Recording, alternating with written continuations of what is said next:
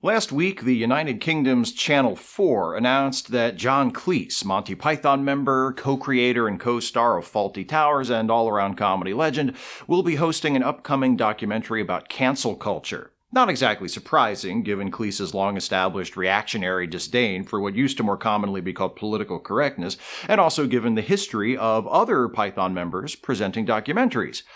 Of course, the big difference there is that the travel shows hosted by Michael Palin and the history documentaries hosted by Terry Jones were about things which, unlike cancel culture, actually existed, except for that show Terry Jones did about the history of numbers, which are not real but rather abstract concepts like cancel culture, though unlike cancel culture, the concept of numbers is at least useful. Anyway, if you're like me, your initial reaction to the news that John Cleese is going to host a documentary about cancel culture was to roll your eyes and mutter something like, well, of course he is. That reaction is partially because Cleese himself has made no secret of how he feels about cancel culture, namely that it's a real thing that we should be worried about, and also partially because it seems like most celebrities who are telling us that cancel culture is a real thing that we should be worried about are people like John Cleese, older white men, or in some cases middle-aged white men pandering to an audience of mostly older white men. I was thinking about this the other day, and I wondered why it nearly always seems to be people like this who are the angriest or the most panicked about cancel culture. All due respect to John Cleese, but his best work is decades behind him at this point. Why is it so important to him that you supposedly can't say anything anymore when, as far as the public's concerned, and barring the development of some kind of immortality potion, proportionately speaking, he's already said most of what he's going to say? Is he just that invested in the creative freedom of future comedians? Is he just that troubled by the prospect that someday people will no longer get paid large sums of money to make fun of trans people or the neurodivergent? Maybe, but I suspect there might be something else motivating the mostly older white men propagating the ongoing moral panic about cancel culture: preoccupation with legacy. Like I said, even if he has a very productive final few years, John Cleese's best and most significant work is almost certainly behind him. The same can be said for others who are among the loudest voices sounding the alarm about cancel culture or out-of-control wokeness or whatever terminology any given old white man chooses to use while yelling at the cloud. Ricky Gervais is decades younger than Cleese. It's been 20 years since he made The Office and 15 since he made Extras. Is he ever going to make anything to equal or surpass either of those projects in quality or cultural relevance? His more recent output suggests that he's not. And while Gervais remains fairly active and therefore might have more of a right than Cleese to be concerned about no longer being able to sell tickets so people can hear him sarcastically claim that he identifies as a chimpanzee, also known as the same joke every transphobic comedian makes, I still think the backlash against cancel culture, wokeness, political correctness, whatever you call it, is rooted in concern not about the present or the future, but about how we perceive the past. And even though it was the announcement of this documentary to be hosted by John Cleese that started me down this road in the first place, I think I can best illustrate my point by turning away from the entertainment world and examining another facet of this issue for a few minutes. So, now for something completely different. Confederate statues!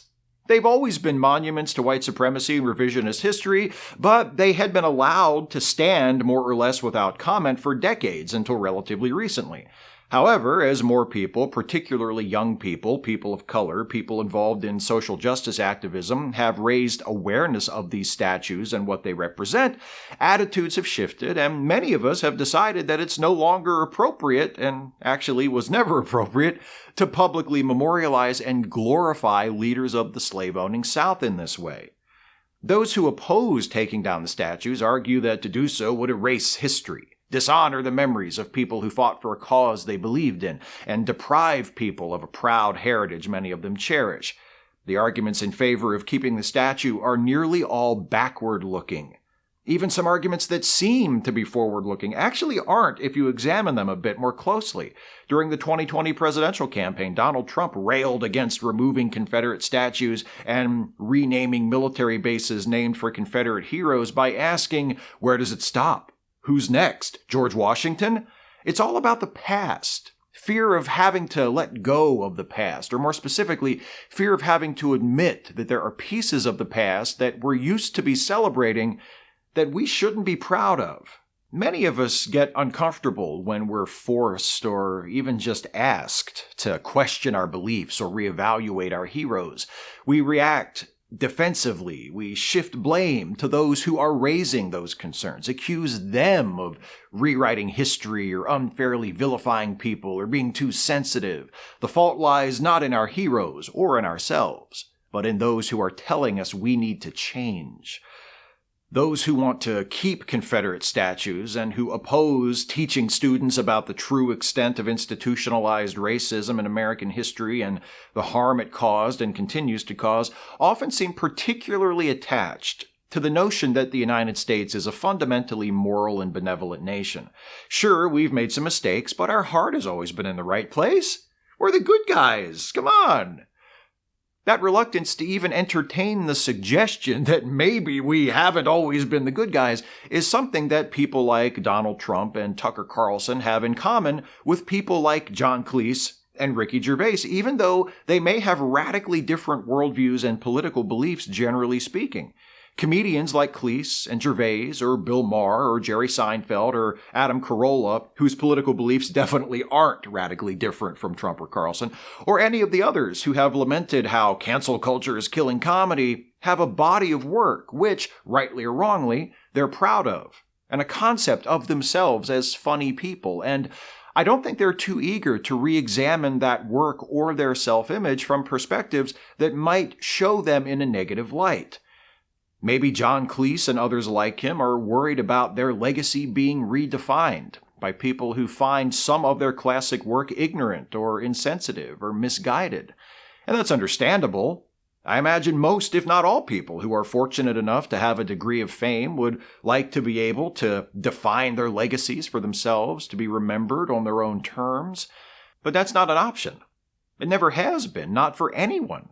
You don't get to define your own legacy because your legacy is the result not just of what you've done, but of what other people think and feel about it. Once you say or do something and it's out there as a part of our shared cultural experience, it's out of your hands.